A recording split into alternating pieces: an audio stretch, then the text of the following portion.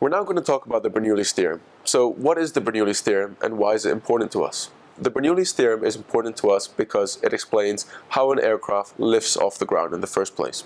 So what is it? So the theorem states that the pressure of a fluid will remain constant when set in motion. In other words, the total pressure of a fluid will always equal to the static plus the dynamic. So let's put that into a mathematical equation. Let's say the total pressure of a fluid was 5. And the static pressure was 2. And the dynamic was therefore 3. So let's say the dynamic pressure now increased to 4.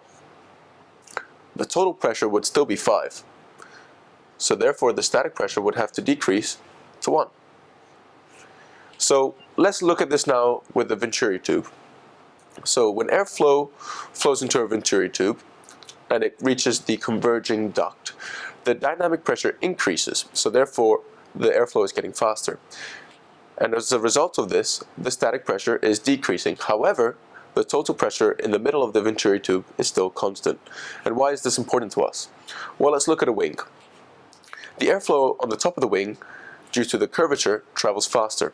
So we therefore have lower pressure on the upper side of an airfoil. And on the lower side of the airfoil, the airflow is slower. So we therefore have a higher pressure. And the law of conservation of energy states that a higher pressure will always want to go to the lower pressure area. And this is why we have lift.